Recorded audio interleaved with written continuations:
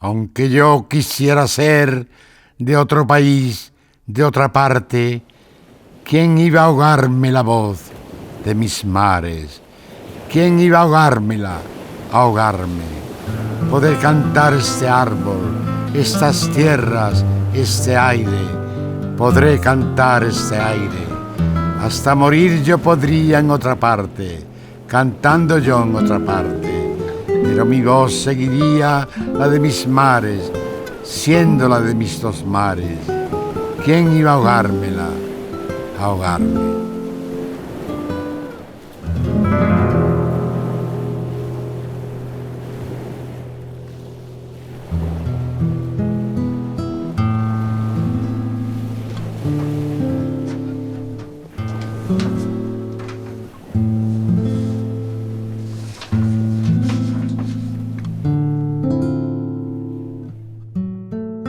Rafael Alberti apareció en mi vida a comienzos de la década del 70. Eran tiempos de agitación política, de bohemia, pero a su vez de ojos y oídos abiertos a los estímulos del arte.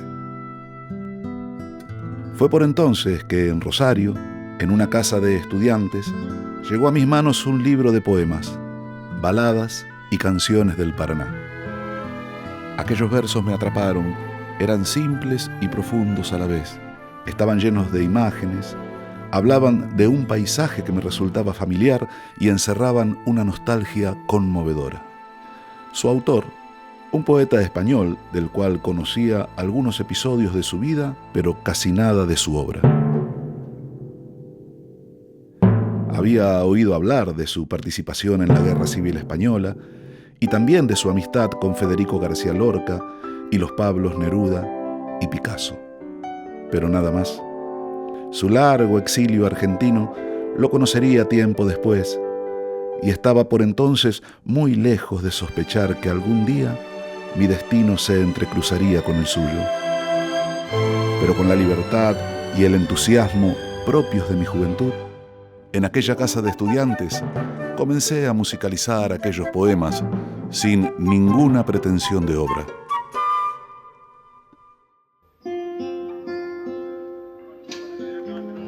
Hoy, como hace años, la palabra, el impulso vital y la imaginería de Rafael Alberti vuelven a convocarnos. Aquí si yo hubiera sido caballo, solo caballo junto al río. El punto de encuentro es un escenario que compartimos con el poeta en su último paso por la Argentina, cuando su verso se hizo canción y fue abrazado por el viento, el incansable viento que agita las aguas del Paraná, el viento que viene y va. El bañado está en aire, por el aire los caballos, el río me entre el cielo y todo el campo, y todo el campo, y todo el campo, y todo el campo.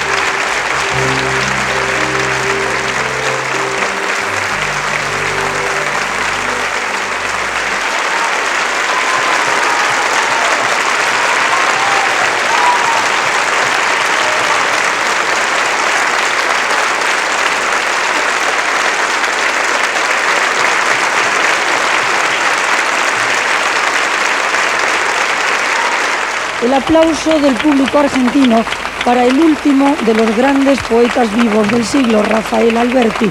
Con casi sus 90 años a cuestas, estuvo en Rosario, Córdoba y Buenos Aires. Yo ir a la Argentina para mí como cómo volver a mi casa. Argentina fue en el 39 el país que le acogió en su exilio. Fueron una hija y 20 de sus 25 libros en sus 24 años vividos aquí. Entonces con él su compañera María Teresa León. Ahora ha sido con su actual esposa María Asunción, con quien ha paseado feliz por los lugares del pasado. El argentino Enrique Llopis hace canción sus poemas.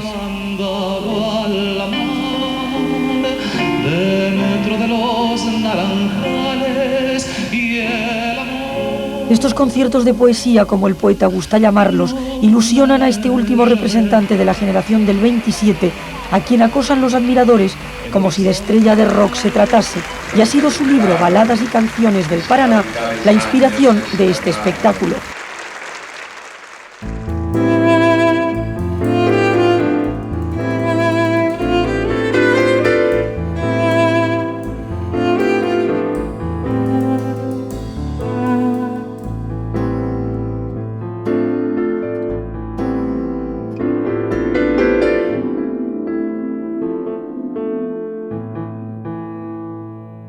Cuando conocí a Rafael Alberti, sentí estar frente a una parte de la historia. El hombre con el que compartía los escenarios era uno de los mayores poetas de habla hispana, una leyenda del siglo XX, el amigo de Lorca, el hombre de la alianza antifascista que había participado en la Guerra Civil Española, el compañero de Neruda, de Picasso. En las largas charlas que tuve con él, pregunté y fui conociendo mucho más a todos esos personajes que pueblan nuestra memoria, nuestra cultura y nuestros corazones. Y también muchas veces me pregunté cómo habrán sido los años argentinos de Alberti y María Teresa León. ¿Cómo fueron sus días de exiliados? Cuando se vieron obligados a empezar una nueva vida prácticamente de cero. ¿Quiénes eran sus amigos? ¿Cómo sobrellevaron la tristeza del destierro? Tuve la gran oportunidad de escuchar muchas de estas experiencias a través de la voz del propio Alberti.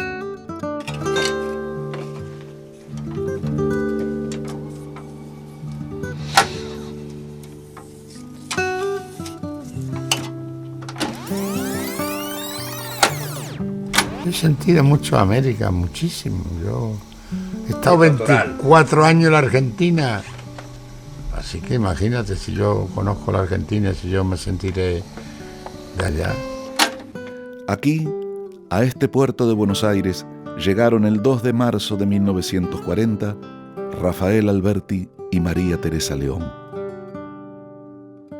Los esperaban un grupo de amigos, entre quienes estaban Carmen de la Serna de Córdoba, María Carmen Portela, Raúl González Tuñón, Diego Muñoz, José Portogalo, Manuel Ángeles Ortiz, Arturo Mon, Juan Paredes y Cayetano Córdoba Iturburu.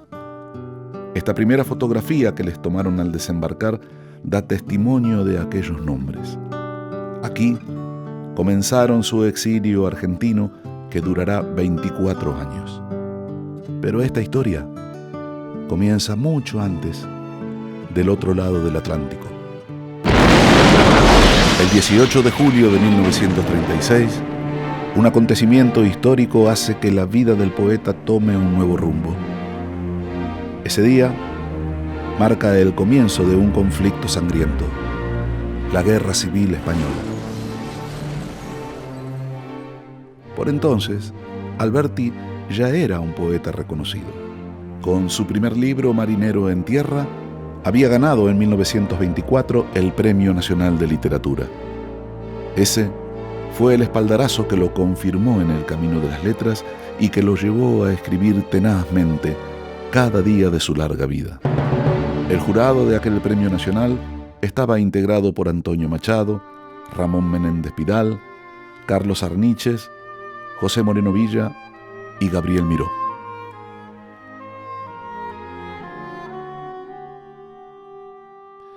Madrid, la ciudad que había conocido contra su voluntad en plena adolescencia, comenzaba a seducirlo. Y él, a fuerza de ingenio, simpatía y talento, lograba ganarse un sitio entre lo más selecto de una generación de jóvenes artistas que tenían un refugio en común: la residencia de estudiantes. La residencia de estudiantes, como su nombre indica, es un lugar donde residían estudiantes de todas las regiones de España. Era uno de los centros culturales más importantes de la vida española y sobresaliente sobre todo por su gran espíritu liberal. Allí habían vivido anteriormente Antonio Machado, don Miguel de Unamuno, Juan Ramón, Menéndez Pidal, etc. Así como en su primera juventud el contacto con otros creadores fue un estímulo importante para Alberti, sería una mujer la que daría una nueva dimensión a su figura y lo empujaría a desarrollar un activo protagonismo social y político. María Teresa León, escritora, dramaturga, traductora y reconocida militante comunista, había nacido en Logroño en 1903.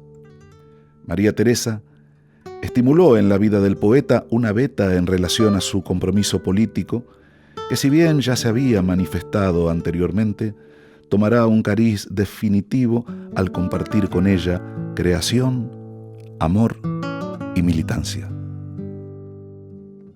Rafael Alberti, al igual que la mayor parte de los intelectuales españoles, adhirió fervorosamente a la causa republicana. A su lado, su esposa iba a ser una de las figuras destacadas en la defensa de la República Española. Un hecho concreto que refleja la preocupación de la pareja por la cultura es el protagonismo activo que les cabe en el rescate de las obras artísticas que por entonces atesoraba el Museo del Prado. Ese recinto, donde se encontraban las obras maestras de la pintura española, estaba seriamente amenazado por los bombardeos de la aviación nazi que se multiplicaban en Madrid, y era preciso tomar medidas para poner a salvo su invaluable capital cultural. Cuando el gobierno de la República ordena sacar las obras del museo y trasladarlas a Valencia, la responsabilidad será confiada a María Teresa León, quien junto a Alberti y otros intelectuales asumieron la responsabilidad delegada por el gobierno republicano. Alberti puso su pluma al servicio del pueblo y su voz encendida se elevó en las tribunas, denunciando la agresión fascista que terminaría sumiendo a España en una larga noche de atraso, represión y oscurantismo que dejó el saldo irreparable de cientos de miles de muertos, presos políticos y exiliados. Madrid, corazón de España, late con pulsos de fiebre. Si ayer la sangre le hervía, hoy con más calor le hierve. Ya nunca podrá dormirse, porque si Madrid se duerme, querrá despertarse un día y el alba no vendrá a verle. No olvides, Madrid, la guerra. Jamás olvides que enfrente los ojos del enemigo te echan miradas de muerte. Rondan por tu cielo halcones que precipitarse quieren sobre tus rojos tejados, tus calles, tu brava gente. Madrid, corazón de España, que es de tierra, dentro tienes y se le escarba un gran hoyo profundo, grande, imponente, como un barranco que aguarda. Solo en él cabe la muerte.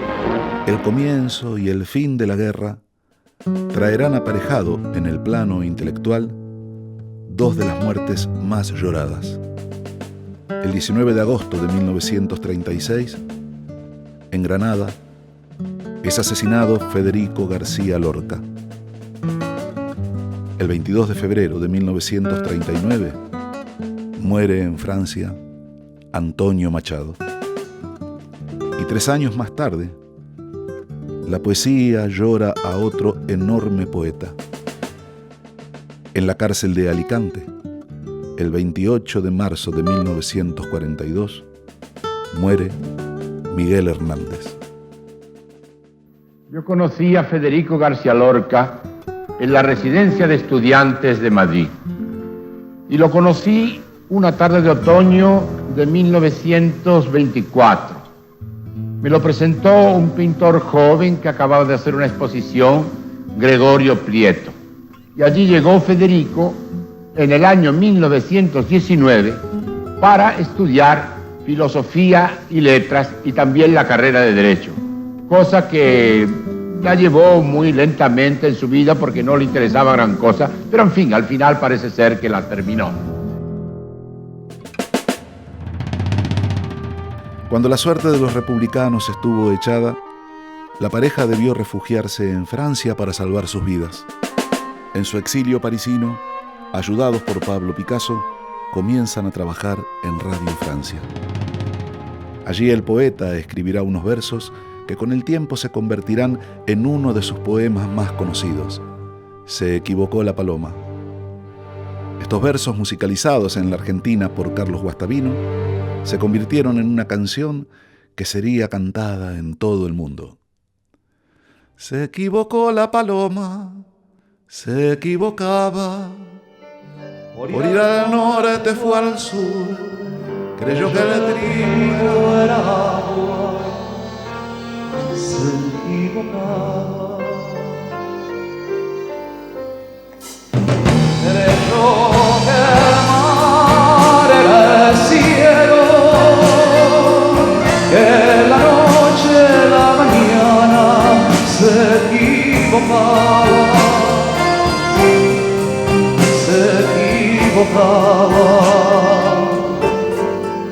que las estrellas, rocío, que la calor, la nevada se equivocaba,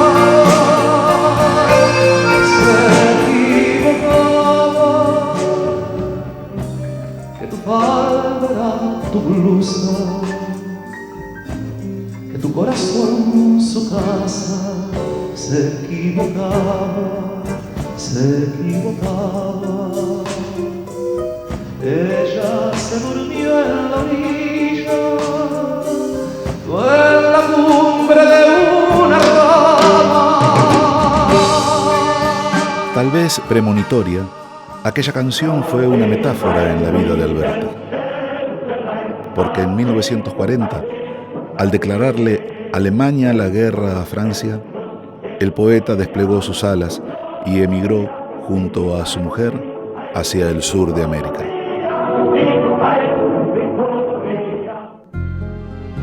El destino de la pareja en principio iba a ser Chile, donde gracias a Neruda ambos habían conseguido asilo político. Pero los consejos de sus amigos y la intervención de Gonzalo Lozada, el generoso editor español, los haría cambiar de planes. La Argentina será su hogar durante 24 años. No tengo juicio claro sobre Buenos Aires. ¿Cómo tenerlo si no es ahogada por una ternura inmensa? Hoy todo lo que recuerdo me estremece y agita. Horas radiantes, angustias, amistades claras e ininterrumpidas, la felicidad, el temor que llama a la puerta y todo lo no olvidable, porque son los años centrales de mi vida.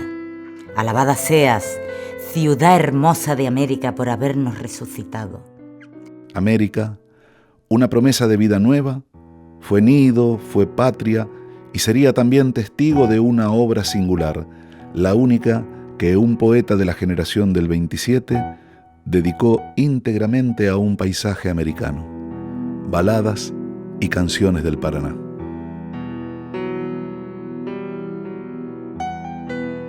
Pero la infancia de Alberti transcurre entre su río Guadalete y su mar gaditano. El primer gran descubrimiento del niño Rafael fueron los libros. Voraz lector, las historias lo atraparon desde temprano, aunque ya en su adolescencia no sería la escritura, sino la pintura la primera de sus pasiones. En eso andaba, soñando ser pintor, cuando lo sorprendió el primero de sus muchos exilios. Su padre decide trasladar a su familia y tentar suerte en Madrid, donde se radica en 1917. El mar, la mar, el mar, solo la mar. ¿Por qué me trajiste, padre, a la ciudad? ¿Por qué me desenterraste del mar? En sueños, la marejada me tira del corazón. Se lo quisiera llevar. Padre, ¿por qué me trajiste acá? En el Museo del Prado, Alberti pasaba muchas horas tratando de imitar la técnica de los grandes maestros del pincel. Ignoraba todavía que su herramienta futura sería la palabra. El poeta aún estaba dormido en su interior, esperando su oportunidad de manifestarse. Y ésta llegó de la mano con el dolor ante la temprana muerte de su padre. Aquel día escribió sus primeros versos y a partir de ese momento la poesía lo habitó para siempre.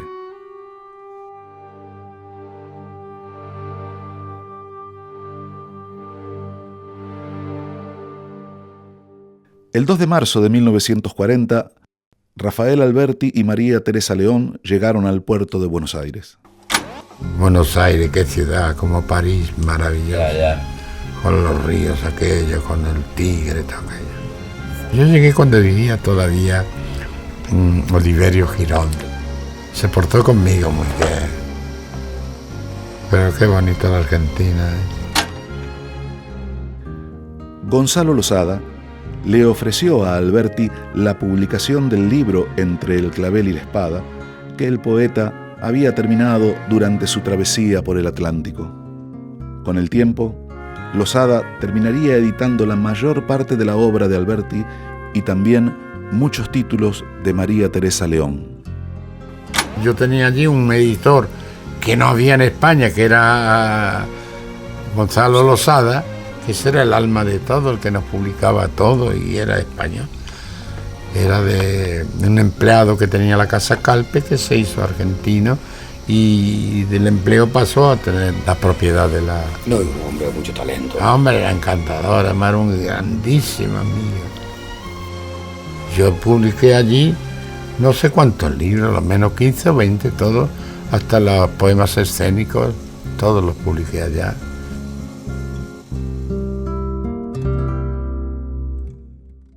Rodolfo Arauz Alfaro, apoderado del Partido Comunista Argentino, les aconseja pedir un permiso temporal para visitar Buenos Aires y luego gestionar los permisos de residencia para legalizar su estancia en el país. Para ello, pone a disposición de la pareja su casa en Villa del Totoral, en la provincia de Córdoba, donde Rafael y María Teresa podrán refugiarse durante el tiempo que dure su situación de indocumentados. Invitado por Arauz Alfaro, Rafael Alberti viene a Totoral y Arauz Alfaro vivía en esta casa que está a mis espaldas. Y entonces seguramente Rafael caminó por este parque bajo estos árboles y ahí es donde nace una gran amistad y la vinculación de Totoral con Rafael. Yo viví 3 años lo menos en la quinta aquella de Rodolfo Arauz Alfaro, que era preciosa. Yo hice mi jardín allí, que por cierto cuento como detalle extraño que después que yo hice mi jardín pasó una bandada de flamenco que nunca habían pasado por allí, esos pájaros altos con un pico, así, ¿verdad? Y con los picos así me rompieron todo el jardín y siguieron volando. Yo cuento como cosa curiosa la hazaña que me hicieron los flamencos en la quinta de Arauz Alfaro, qué bonita es. Por el Totoral bailan las totoras, el matrimonial. Al tuturuleo que las totorea, baila el venteveo con su vientevea. ¿Quién vio el pico feo tan pavo real entre las totoras por el Totoral?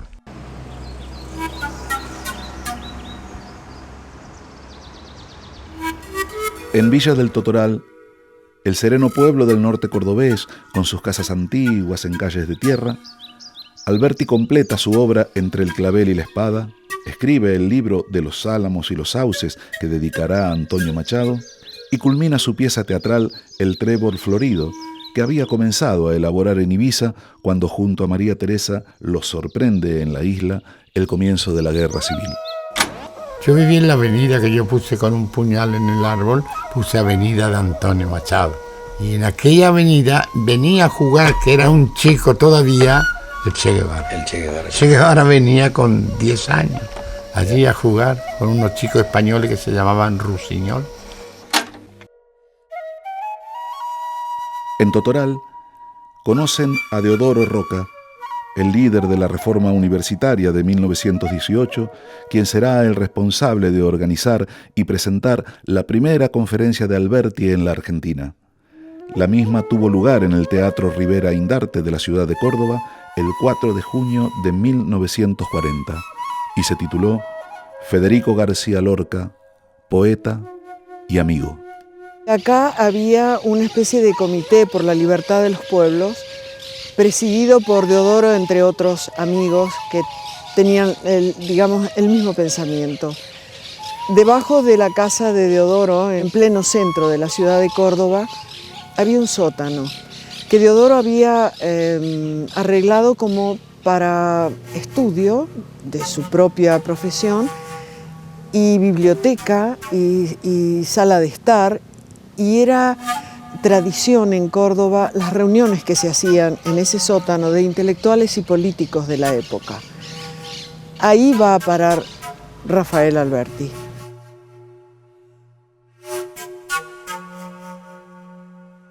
El 30 de septiembre de 1940 consiguen regularizar su permanencia legal en la Argentina.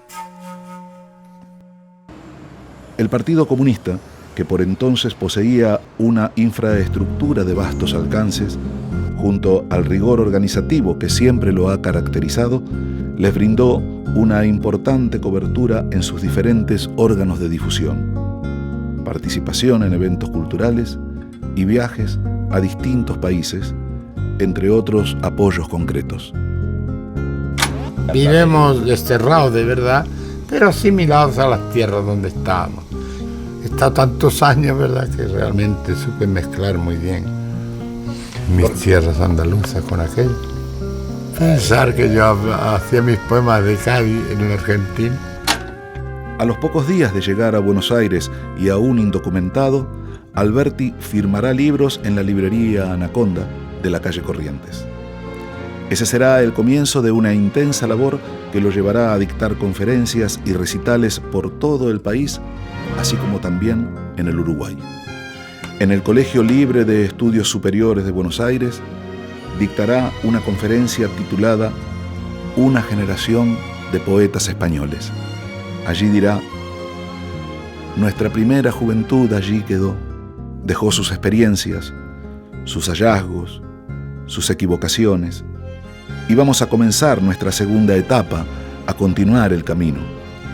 Pero ese camino se encontró de pronto con la sorpresa terrible de la guerra de España, llenando nuestras voces de sangre, dispersándonos al fin.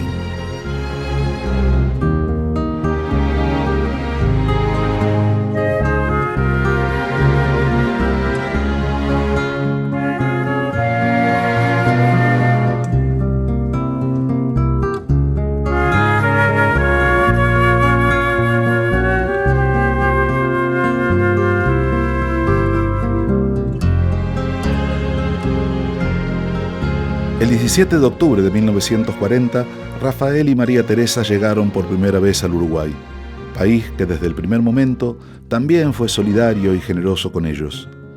Aquella primera visita será breve. El acto al que acuden está organizado por la Universidad de Montevideo y permanecerán en la capital uruguaya apenas un día y medio, ya que al día siguiente regresarán a Buenos Aires para realizar un viaje que comenzará en la ciudad de Rosario, donde hablaron en la Escuela Normal de Maestros número 2, en un acto organizado por la Asociación Ana María Benito, y continuará por las ciudades de Santa Fe, Santiago del Estero, Tucumán y La Rioja.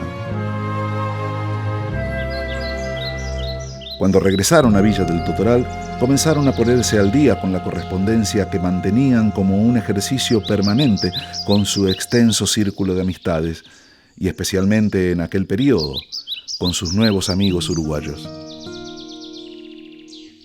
Concluida su gira por el norte argentino, María Teresa le anuncia que será padre. Aitana, la única hija de María Teresa León y Rafael Alberti, nació en Buenos Aires el 9 de agosto de 1941. Esa niña, que vio la luz en la Argentina, sería un ancla que amarraría eternamente al poeta con esta tierra. He estado 24 años en la Argentina y tengo una niña argentina.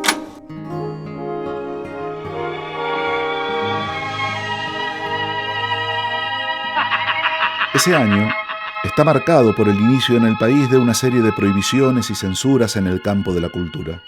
La censura recae sobre la película de Chaplin, El Gran Dictador, y también se prohíbe la proyección del acorazado Potemkin de Eisenstein. La cantante judía Isa Kremer, con quien María Teresa compartía recitales, también sufrirá la prohibición. Pero se suceden los actos de solidaridad y logran publicar Contra viento y marea de María Teresa y Entre el clavel y la espada de Alberti. Comienza para ellos una etapa intensa que los llevará a trabar amistad con los artistas argentinos más importantes de su tiempo. Eran tipos muy agradables, muy llanos. Al principio Rafael establecía alguna distancia propia de lo que uno sabe que existe para un hombre de la fama y la popularidad de él, que en ese momento la tenía. Pero muy rápidamente se rompía esa distancia, porque era un hombre al cual le gustaba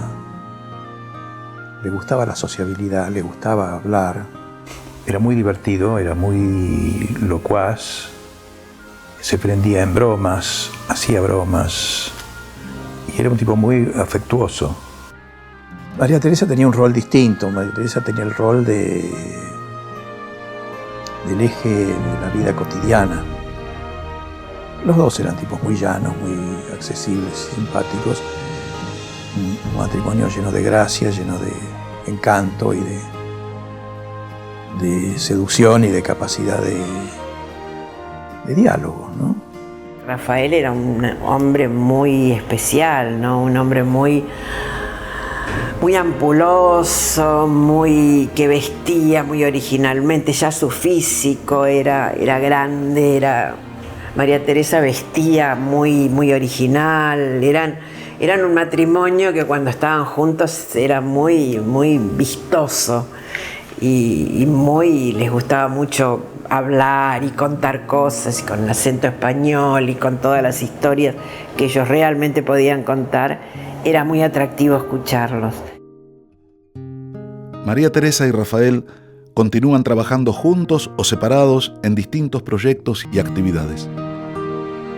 Margarita Xirgu estrenará con gran éxito la obra de Alberti, El Adefesio.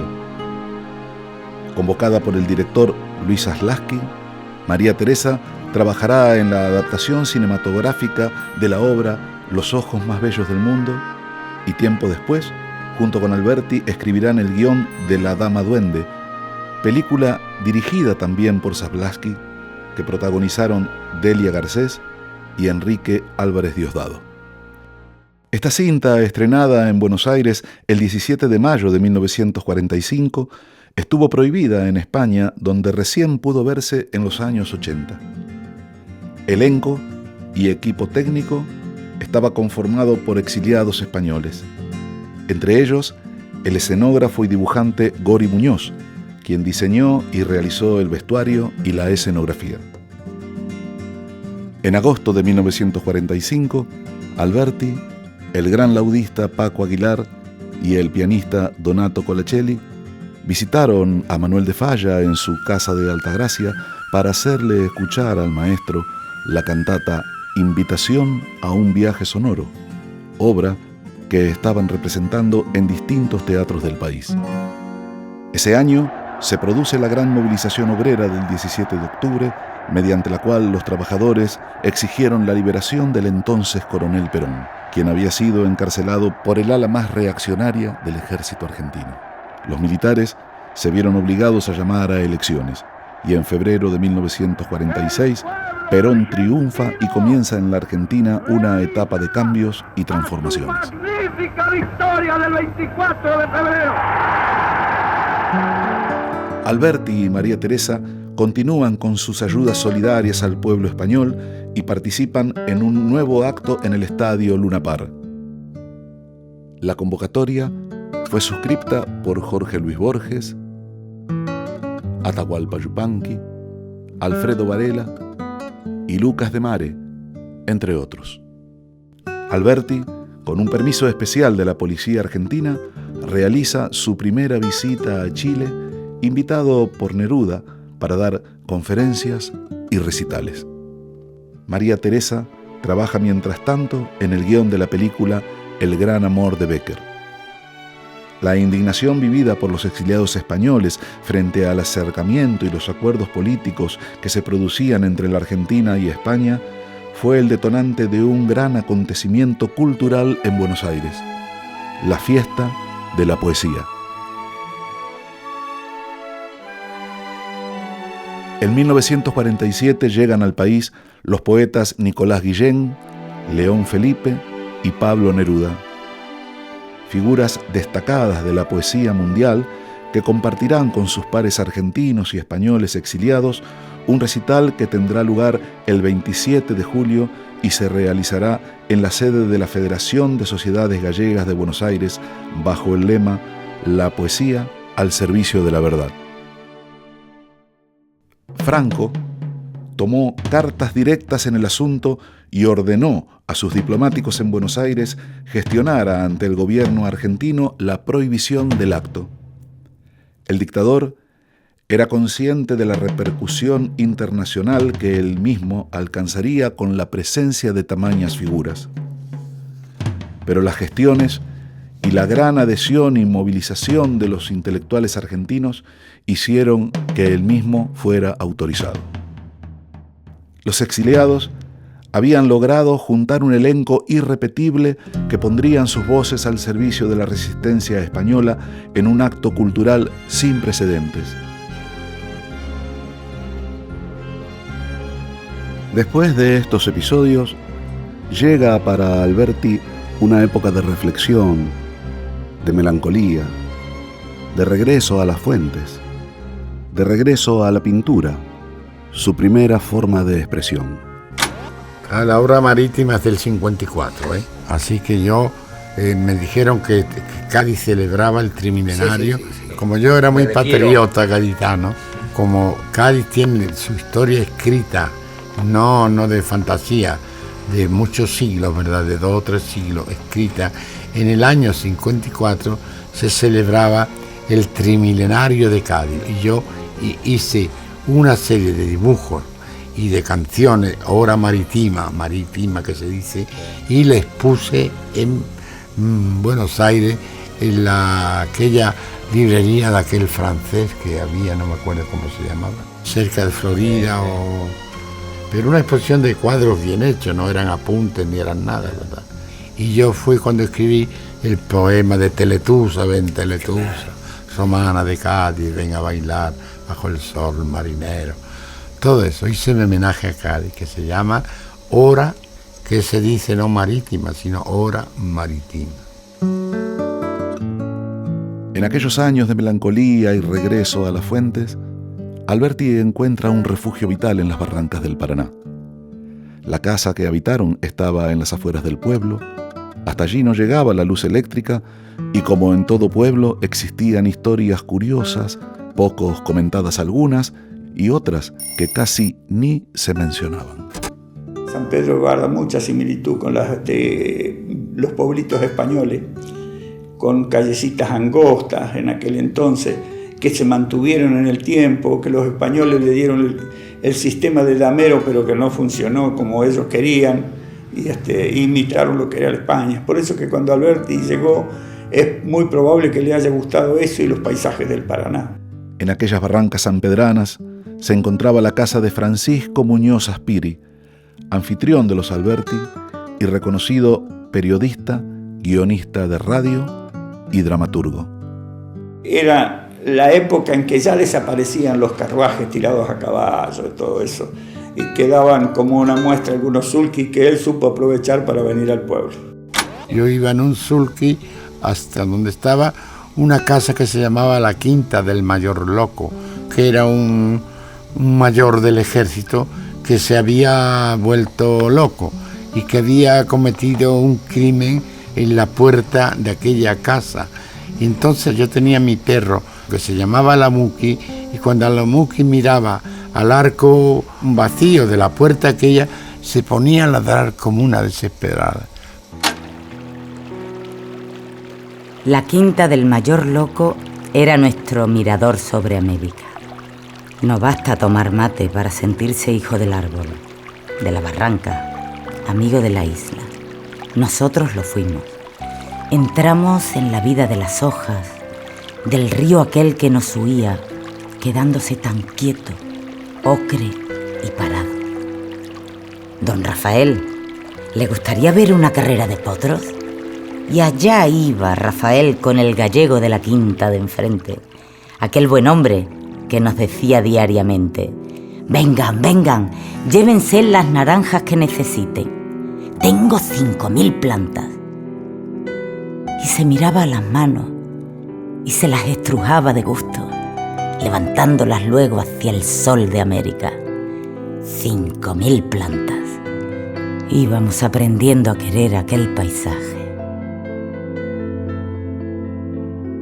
Las nubes tienen forma de mapa casi siempre, ¿verdad? Y hay días en que son exactas y unas veces son el mapa de América, o hasta son un islote que parece Australia. Tienen más que nada una configuración de mapa, indudablemente las nubes. Y entonces yo, estando allí en el Paraná, pues vi unas nubes preciosas que se proyectaban en el suelo, que eran el mapa de España. Entonces hice ese poema. Hoy las nubes me trajeron volando el mapa de España. Qué pequeño sobre el río y qué grande sobre el pasto la sombra que proyectaba. Se me llenó de caballos la sombra que proyectaba. Yo a caballo por su sombra busqué mi pueblo y mi casa. Entré en el patio que un día fuera una fuente con agua. Aunque no estaba la fuente siempre sonaba. Y el agua que no corría volvió para darme agua.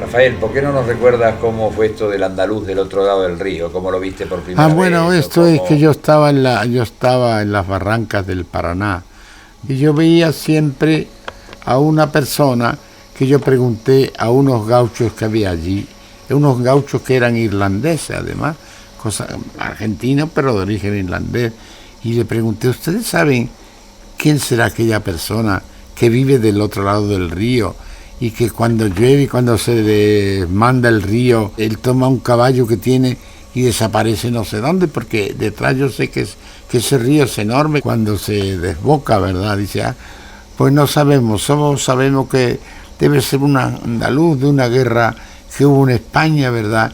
Y puede ser que ese sea un desertor de un barco español que anduvo por acá y se ha quedado ahí y no se atreve a aparecer en ninguna parte por temor a que lo cojan preso. Perdido está el andaluz del otro lado del río. Río, tú que lo conoces, ¿quién es y por qué se vino? Vería los olivares cerca tal vez de otro río. Río, tú que lo conoces, que hace siempre junto al río. Vería el odio, la guerra cerca tal vez de otro río. río, tú que lo conoces, ¿qué haces solo junto al río?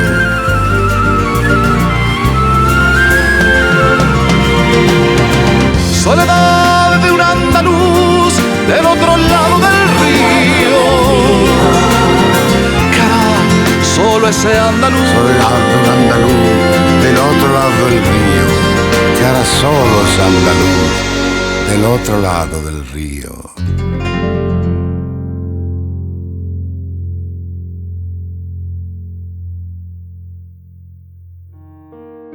Rafael y María Teresa entablarán amistades profundas con familias que los ayudaron a sobrellevar sus años argentinos. Los Mushnik, los Kornblick, Enrique y Perla Rotzai, la familia Duhovne y la familia Rapoport, entre otras. Rafael y María Teresa vivían al mismo tiempo en Recoleta y tenían una casita de fin de semana en Parque Leloir. Y ahí andaba Rafael, tenía una bicicleta de mujer viejita y a veces venía a nuestra casa, pero sobre todo se lo veía andando en bicicleta por el Parque Leloir, que es el lugar donde estaba la casita.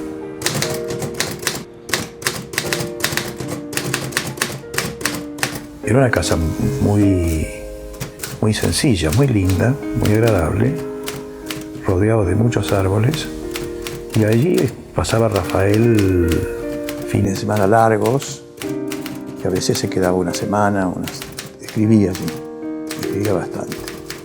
Que me acuerdo que él escribía más bien en papel, se llamaba papel de avión. Ese es mi recuerdo, no sé si es cierto. Presionado por los militares golpistas, el presidente Arturo Frondizi firma un decreto que pondrá en ejecución en 1960, el Plan Conintes. La persecución y el clima de inseguridad que vive la Argentina por esos años serán claves para la pareja a la hora de tomar la decisión de regresar a Europa. Fue en la época del Plan Conintes. Fue una razzia en la cual fueron a la casa de Rafael y María Teresa, y cuando llega la policía de la CIDE, estaba solo Aitana allí. Lo buscaban a María Teresa o a Rafael, estaba Aitana, los atendió, estuvieron, fue de tarde o de noche, estuvieron varias horas preguntando. Comparado con lo que vino después, fue un procedimiento tranquilo y pacífico, y se fueron. Lo cierto es que Rafael y María Teresa estaban en Castelar, estaban en su casa de Parque Leloir. Rafael, por prudencia, se vino a mi casa, a la casa de mis viejos. Yo creo que ese fue el inicio de su desvinculación con la Argentina, porque fue una señal de peligro. Y 2 años después o 3 años después emprendieron su emigración a Roma.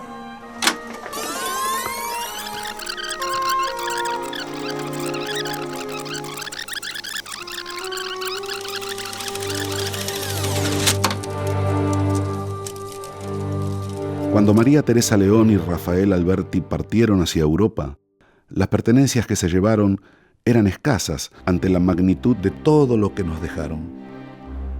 Más allá, incluso, de su lucha inquebrantable y su profundo compromiso con la libertad, ellos y un largo listado de artistas e intelectuales del exilio republicano español nos enriquecieron con su talento, nos sedujeron con su inventiva, nos cautivaron con su amoroso apego por la vida, nos hicieron soñar y emocionarnos. En definitiva, nos ayudaron a crecer. Barrancas del Paraná, conmigo iréis el día que vuelva a pasar la mar. No ya como el condolinos que de niño pasó el mar, seré cuando pase el mar. Mi cabeza será blanca y mi corazón tendrá blancos también los cabellos el día que pase el mar. Pero una cosa en mi sangre siempre el viento moverá verde cuando pase el día que vuelva a pasar la mar. Barrancas verdes del río, barrancas del Paraná.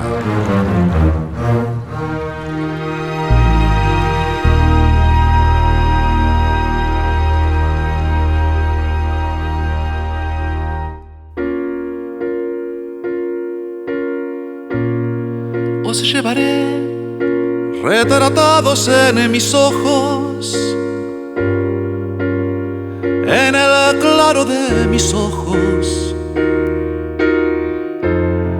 Los mirarán cuando llegue y algunos dirán: hay ríos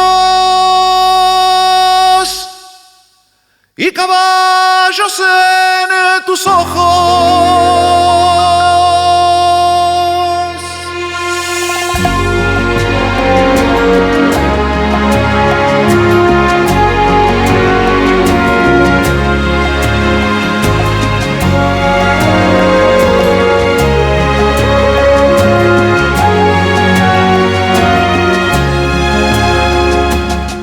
El alma de otros paisajes se me ha quedado dormida en los ojos. ¿No oís que lejanas aguas y que perdidos caballos pasan lentos por mis ojos, por el claro de mis ojos?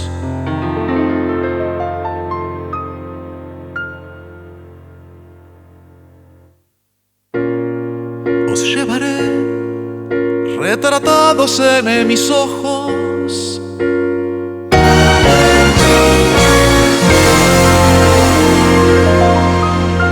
por el claro de